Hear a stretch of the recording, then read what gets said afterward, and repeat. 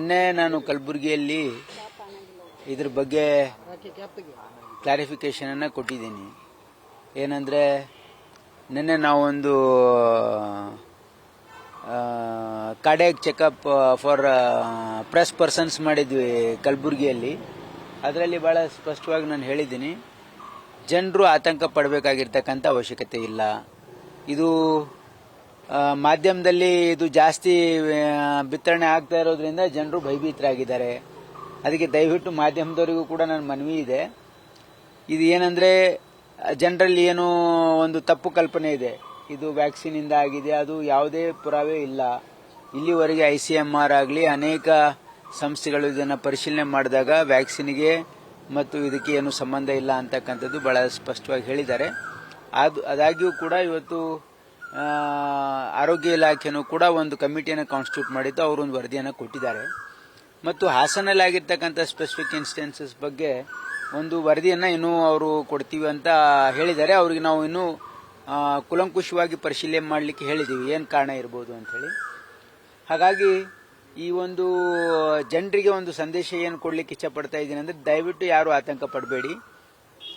ಇದು post Covid ಕೆಲವು ಒತ್ತಡದಿಂದ ಅಥವಾ ಕಾರ್ಡಿಯಾಕ್ ಇನ್ಸ್ಟೆನ್ಸಸ್ ಆಗಿರೋದು ಸ್ವಲ್ಪ ಹೆಚ್ಚಳ ಆಗಿದೆ ಅಂತ ಗೊತ್ತಾಗಿದೆ.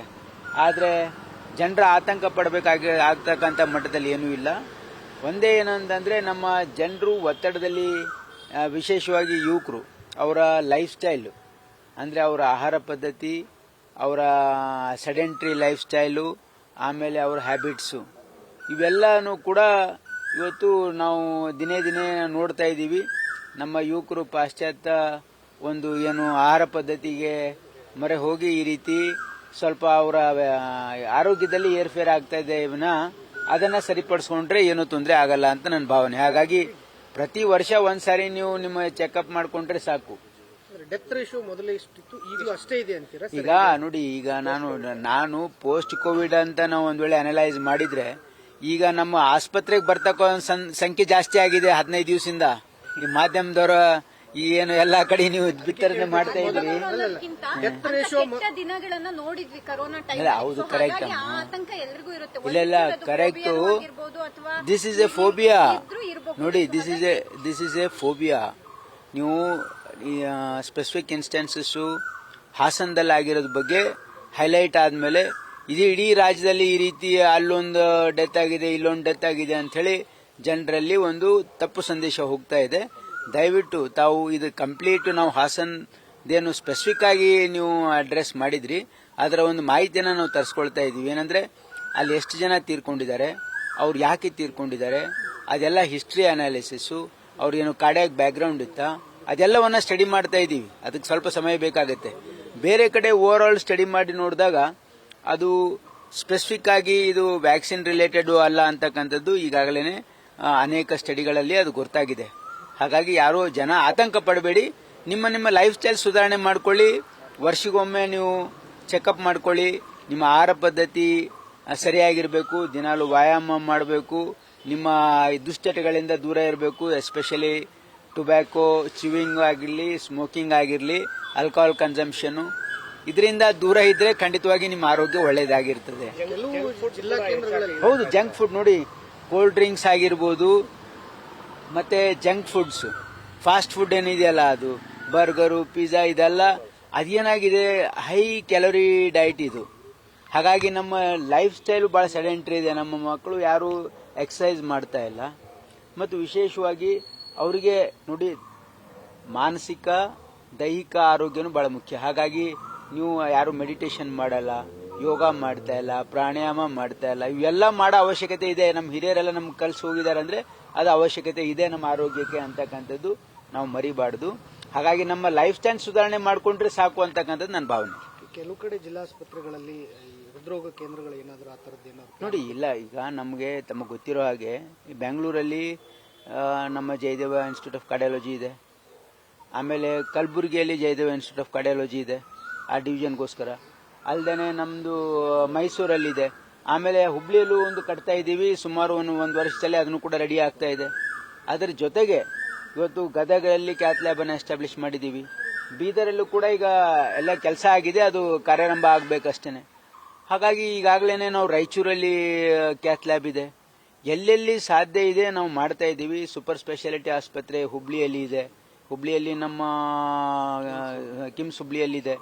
ಹಾಗಾಗಿ ಬೇರೆ ಬೇರೆ ಕಡೆ ನಾವು ಎಲ್ಲೆಲ್ಲಿ ಸಾಧ್ಯ ಇದೆ ಮಾಡ್ತೀವಿ. ಆದರೆ ಅದರ ಅರ್ಥ ಈಗ ನೆಸೆಸಿಟಿ ಇದೆ ಅಂತಲ್ಲ, over A period of time ನಮ್ಮ ಸರ್ಕಾರದ ಉದ್ದೇಶ ಏನಿದೆ ಅಂದ್ರೆ ಪ್ರತಿ ಜಿಲ್ಲೆಗೆ ಒಂದು ಸರ್ಕಾರಿ ಮೆಡಿಕಲ್ ಕಾಲೇಜ್ ಮಾಡಬೇಕು, ಪ್ರತಿ ಸರ್ಕಾರಿ ಮೆಡಿಕಲ್ ಕಾಲೇಜಲ್ಲಿ ಒಂದು ಟ್ರಾಮಾ ಸೆಂಟರ್ ಇರಬೇಕು, ಅಲ್ಲಿ ಒಂದು ವಿಶೇಷವಾಗಿ ಕ್ಯಾನ್ಸರ್ ಆಸ್ಪತ್ರೆ ಇರಬೇಕು ಅಂತಕ್ಕಂಥದ್ದು ಮತ್ತು ಸೂಪರ್ ಸ್ಪೆಷಾಲಿಟಿ ಆಸ್ಪತ್ರೆ ಇರಬೇಕು ಅಂತಕ್ಕಂಥದ್ದು ನಮ್ಮ ಒಂದು ಮುಂದಾಲೋಚನೆ ಇದೆ. ಈ ನಿಟ್ಟಿನಲ್ಲಿ ನಮ್ಮ ಸರ್ಕಾರ ಅನೇಕ ಹೆಜ್ಜೆಗಳನ್ನು ಕೂಡ ಇಟ್ಟಿದೆ.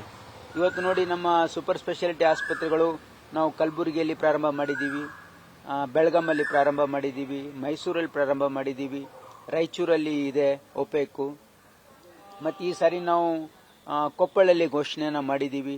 ಆಮೇಲೆ ಚಿಕ್ಕಮಗಳೂರಲ್ಲಿ ಈಗಾಗಲೇ ಕೆಲಸ ನಡೀತಾ ಇದೆ. ಹಾಗಾಗಿ ಮತ್ತು ಈಗಾಗಲೇ ಹುಬ್ಳಿಯಲ್ಲಿ ಕೆಲಸ ಮಾಡ್ತಾ ಇದೆ ಮತ್ತು ಬಳ್ಳಾರಿಯಲ್ಲಿ 2 ತಿಂಗಳಲ್ಲಿ ಇನಾಗ್ರೇಷನ್ ಮಾಡ್ತಾ ಇದ್ದೀವಿ. ಬಹುತೇಕ ನಾವು ಇನ್ನೂ ಒಂದು 3 ವರ್ಷದಲ್ಲಿ, ಅಂದ್ರೆ ನಮ್ದೊಂದು ಟಾರ್ಗೆಟ್ 5 ವರ್ಷದಲ್ಲಿ ನಾವು ಪ್ರತಿ ಜಿಲ್ಲೆಯಲ್ಲಿ ನಾವು ಸರ್ಕಾರಿ ಮೆಡಿಕಲ್ ಕಾಲೇಜ್ ಜೊತೆ ಟ್ರಾಮಾ ಸೆಂಟರ್, ಸೂಪರ್ ಸ್ಪೆಷಾಲಿಟಿ ಆಸ್ಪತ್ರೆ, ಕ್ಯಾನ್ಸರ್ ಆಸ್ಪತ್ರೆ ಮಾಡಬೇಕು ಅಂತಕ್ಕಂಥ ನಮ್ಮ ಉದ್ದೇಶ. ಈಗ ಒಂದಿಷ್ಟು ಎಕ್ಸ್ಪರ್ಟ್ಸ್ ಅಥವಾ ಒಂದಿಷ್ಟು ಜನ ಶಾಸಕರುಗಳ ಮಾತೇನಂತಂದ್ರೆ ಹೆಡ್ ಕ್ವಾರ್ಟರ್ಸ್ ಗಳಲ್ಲಿ ಫೆಸಿಲಿಟಿ ಇರುವಂತದ್ದು ಇದ್ರೆ ಅಟ್ಲೀಸ್ಟ್ ಡೆತ್ ರೇಟ್ ಅಥವಾ ಕಡಿಮೆ ಅದಕ್ಕೇನೆ ನೋಡಿ, ಅದಕ್ಕೇನೆ ಮಾಡ್ತಾ ಇರೋದು ನಾವೀಗ. ಈಗ ತಮಗೆ ನಾವು ಹಿಂದಿನ ಸಾರಿ ನಾನು ವೈದ್ಯಕೀಯ ಶಿಕ್ಷಣ ಸಚಿವನಾಗಿದ್ದಾಗ ಒಂದು ಸಂಕಲ್ಪ ಮಾಡಿದ್ವಿ, ಅಂದ್ರೆ ಪ್ರತಿ ಜಿಲ್ಲೆಗೆ ಸರ್ಕಾರಿ ಮೆಡಿಕಲ್ ಕಾಲೇಜ್ ಅಂತ ಕಾನ್ಸೆಪ್ಟ್ ನಾವೇ ತಂದಿದ್ದು. ಯಾಕಂತಂದ್ರೆ ನಾವು ಜಿಲ್ಲಾ ಹೆಡ್ ಕ್ವಾರ್ಟರ್ ಅಲ್ಲೂ ಸರ್ಕಾರಿ ಆಸ್ಪತ್ರೆಯಲ್ಲಿ ಮೆಡಿಕಲ್ ಕಾಲೇಜ್ ಅಟ್ಯಾಚ್ ಇದ್ರೆ ಎಲ್ಲಾ ಸ್ಪೆಷಲಿಸ್ಟ್ ಇರ್ತಾರೆ. ಈಗ ಅದು ಬಹುತೇಕ ಬಹಳಷ್ಟು ಜಿಲ್ಲೆಗಳಲ್ಲಿ ಆಗಿವೆ. ಈಗ ನಮ್ದು 22 ಮೆಡಿಕಲ್ ಕಾಲೇಜ್ಗಳಾಗಿವೆ. ಈಗ ಅದ್ರ ಜೊತೆಗೆ ನೀವು ಹೇಳ್ತಾ ಇರೋದು ಇದು ಸೂಪರ್ ಸ್ಪೆಷಾಲಿಟಿ ಫೆಸಿಲಿಟಿ ಹೇಳ್ತಾ ಇದ್ದೀರಿ.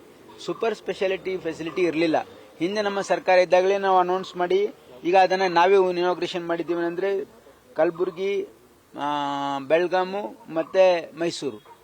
ಈಗ ಅದಲ್ಲದೆ ಈ ಸಾರಿನೂ ಕೂಡ ಈ ಒಂದು ಅವಧಿಯಲ್ಲೂ ಕೂಡ ನಾವು ಬಳ್ಳಾರಿ, ಆಮೇಲೆ ಹಿಂದೆ ಹುಬ್ಳಿಯಲ್ಲಾಗಿತ್ತು, ಈಗ ಕೊಪ್ಪಳಲ್ಲಿ ಅನೌನ್ಸ್ ಮಾಡಿದ್ದೀವಿ, ರಾಯಚೂರಲ್ಲಿ ಬಂದಾಗಿರ್ತಕ್ಕಂಥ ಒಪೆಕ್ ಪ್ರಾರಂಭ ಮಾಡಿದ್ದೀವಿ. ಪ್ರತಿ ಜಿಲ್ಲೆಗೆ ಮಾಡಬೇಕು ಅಂತಕ್ಕಂಥದ್ದು ಸರ್ಕಾರದ ಸದುದ್ದೇಶ ಇದೆ.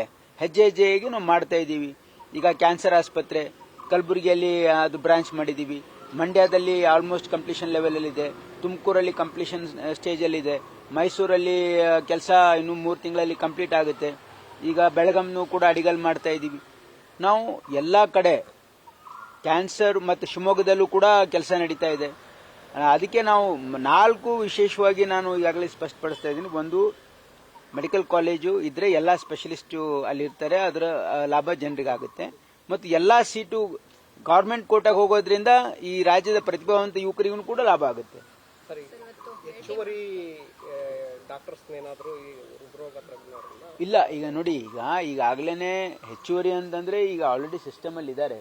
ಈಗ ನಮ್ಮ ಸೂಪರ್ ಸ್ಪೆಷಾಲಿಟಿ ಆಸ್ಪತ್ರೆಯಲ್ಲಿ ನಾವು 500 ಪೋಸ್ಟ್ ಇದೆ. ಅಂದ್ರೆ ಓನ್ಲಿ ಕಾರ್ಡಿಯಾಲಜಿಸ್ಟ್ ಅಂತಲ್ಲ, ಯಾಕಂದ್ರೆ ಒಂದು ಸೂಪರ್ ಸ್ಪೆಷಾಲಿಟಿ ಅಂದ್ರೆ ಅಲ್ಲಿ ಕಾರ್ಡಿಯಾಲಜಿಸ್ಟ್ ಇರ್ತಾರೆ, ಯೂರಾಲಜಿಸ್ಟ್ ಇರ್ತಾರೆ, ಆಮೇಲೆ ನೆಫ್ರಾಲಜಿಸ್ಟ್ ಇರ್ತಾರೆ, ಆಮೇಲೆ ಪೀಡಿಯಾಟ್ರಿಕ್ ಸರ್ಜನ್ ಇರ್ತಾರೆ, ಆಮೇಲೆ ಪ್ಲಾಸ್ಟಿಕ್ ಸರ್ಜನ್ ಇರ್ತಾರೆ. ಇವೆಲ್ಲ ಇಲಾಖೆ ಒಳಗೊಂಡಿರ್ತಕ್ಕಂಥದ್ದು.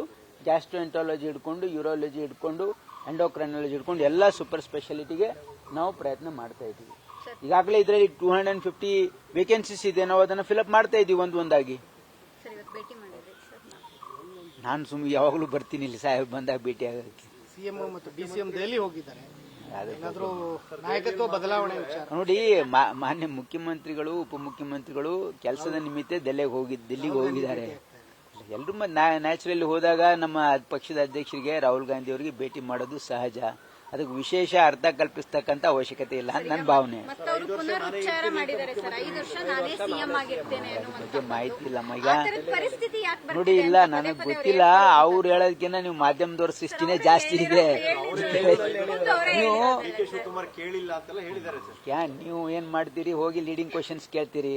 ನನಗೆ ಒಂದು ಇನ್ಸ್ಟೆನ್ಸ್ ಹೇಳಿದ್ದಾವು, ಎಲ್ಲಾದ್ರೂ ಒಬ್ಬ MLA ಯಾರಾದ್ರೂ ಮಿನಿಸ್ಟ್ರು ತಾವಾಗಿನೇ ಪ್ರೆಸ್ ಕಾನ್ಫರೆನ್ಸ್ ಕರೆದು ಏನಾದ್ರೂ ಅನೌನ್ಸ್ ಮಾಡಿದಾರಾ? ಯಾರು ಇಲ್ಲ. ಯಾವ್ದಾದ್ರು MLA ಅಥವಾ ಮಿನಿಸ್ಟರ್ ನಾವು ನಿಮ್ಗೆ ಸಿಕ್ಕಿದೆಯೋ ಅಲ್ಲಿ ಕೇಳ್ತೀರಿ. ಈಗ ಲೀಡಿಂಗ್ ಕ್ವಶನ್ ಕೇಳ್ತೀರಿ, ನಮ್ಮವ್ರು ಏನೋ ಒಂದು ರಿಯಾಕ್ಟ್ ಮಾಡ್ತಾರೆ, ಅದನ್ನ ನೀವು ನೋಡಿ. ದಯವಿಟ್ಟು ನಂದೊಂದು ಪಾಲಿಸಿ ಇದೆ ಲೈಫಲ್ಲಿ, ಏನಂದ್ರೆ ನಾವು ಮಾಡ್ತಕ್ಕಂಥ ಕೆಲಸ ಸಾರ್ವಜನಿಕ ಹಿತಾಸಕ್ತಿಯಿಂದ ಇರಬೇಕು. ನಾವು ಆಡ್ತಕ್ಕಂಥ ಮಾತು ಪಬ್ಲಿಕ್ ಇಂಟ್ರೆಸ್ಟ್ ಇರಬೇಕು. ಇದರಿಂದ ಏನು ಲಾಭ ಇದೆ ಹೇಳಿ? ನೀವು ಇನ್ನೂ you try to point out the fault of the government. ನಾವು ಎಲ್ಲಿ ಏನು ಮಾಡ್ಬೋದು ಅಂತ ಹೇಳಿದ್ರೆ we can improve on that. ಈ ಒಂದು ಮಾತಾಡೋದ್ರಿಂದ ನೋಡಿ ಜನರಿಗೇನು ಉಪಯೋಗ ಇಲ್ಲ ಇದು ಅಂತ ನನ್ನ ಭಾವನೆ. ನೋಡಿ, ಆ ಒಂದು ಪ್ರೊಸೆಸ್ ಅಲ್ಲೇ ಇಲ್ಲ ನಾನು. I am away from this process. ಅದ್ರ ಬಗ್ಗೆ ಏನು ನನಗೆ ಮಾಹಿತಿ ಇಲ್ಲ. ಮುಂದಿನ ವಾರದಿಂದ ಸುರ್ಜೇವಾಲಾ ಅವರು ಸಚಿವರ 1-to-1 ಮಾಡ್ತೀನಿ ಅಂತ ಹೇಳಿದ್ದಾರೆ. ನೋಡಿ, ಅವರು ನಮ್ಮ ಇನ್ಚಾರ್ಜ್ AIC ಜನರಲ್ ಸೆಕ್ರೆಟರಿ ಇದ್ದಾರೆ. ಖಂಡಿತವಾಗಿ ಇಲ್ಲಿ ಬಂದು ಮೌಲ್ಯಮಾಪನ ಮಾಡಿದ್ದಾರೆ, ಜನರು ಇದು ಕೇಳ್ತಾರೆ, ತಪ್ಪೇನಿಲ್ಲ. ಸಾಕಷ್ಟು ಶಾಸಕರು ಅಸಮಾಧಾನ ಹೊರಹಾಕಿದ್ದಾರೆ ಸಚಿವರ ವಿರುದ್ಧವಾಗಿ.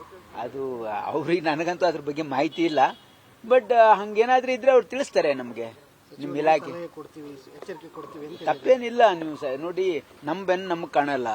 ನಾವು ಏನಾದ್ರೂ ತಪ್ಪು ಮಾಡಿದ್ರೆ ಅವ್ರು ಯಾರು ಇದ್ರೆ ನಮ್ಮ ಗಮನಕ್ಕೆ ತಂದ್ರೆ ಅದನ್ನ ಸರಿಪಡಿಸ್ಕೊಳ್ಳಿಕ್ಕೆ ಸಾಧ್ಯ ಇದೆ. ಹಾಗಾಗಿ U C, this is A process of correction. Democracy ಅಂದ್ರೆ ಇದೆಲ್ಲರೂ ಸೇರಿ ಕೆಲಸ ಮಾಡ್ತಕ್ಕಂಥದ್ದು. ಹಾಗಾಗಿ ಯಾರೋ ಒಬ್ಬರೇ ಎಲ್ಲ ಮಾಡೋಕ್ಕಾಗಲ್ಲ, ಎಲ್ಲರೂ ಸೇರಿ ಮಾಡ್ತಕ್ಕಂಥದ್ದು. ಅದ್ರಲ್ಲಿ ಏನೋ ಲೋಪದೋಷ ಆದ್ರೆ ತಿದ್ಕೊಳ್ಳಿಕ್ಕೆ ಅವಕಾಶ ಇದೆ. ನೀವೆಲ್ಲ ಶಾಸಕರಿಗೆ ನಾವು ನೋಡಿ, ನಾವು ನ್ಯಾಚುರಲಿ ಬಂದವರಿಗೆಲ್ಲ ನಾವು ಭೇಟಿ ಆಗ್ತೀವಿ, ಅವ್ರು ಏನು ಕೇಳಿದೆಲ್ಲ ಕೇಳ್ತೀವಿ. ಹಾಗಾಗಿ ನಾವು ಮುಂಚೆಯಿಂದ ಶಾಸಕರ ಜೊತೆ ಸಂಪರ್ಕದಲ್ಲೇ ಇದ್ದೀವಿ. ನ್ಯೂಸ್ ಫಸ್ಟ್, ನಿರ್ಭೀತಿಯಿಂದ ನಿಮ್ಮ ಪರವಾಗಿ.